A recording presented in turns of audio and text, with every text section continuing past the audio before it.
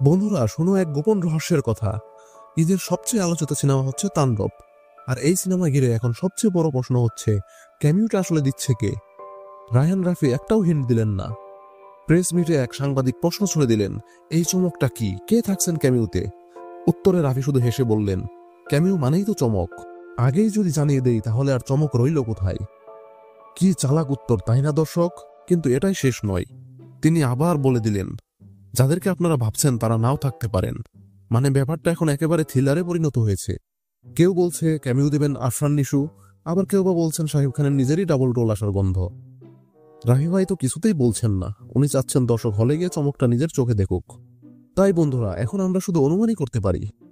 তো বন্ধুরা, তাণ্ডবের ক্যামিও কি সত্যিই এমন কিছু হতে যাচ্ছে যেটা সিনেমার মোড় ঘুরিয়ে দেবে? কমেন্টে লেখো তোমার মতে এই ক্যামিওটা কে হতে পারে।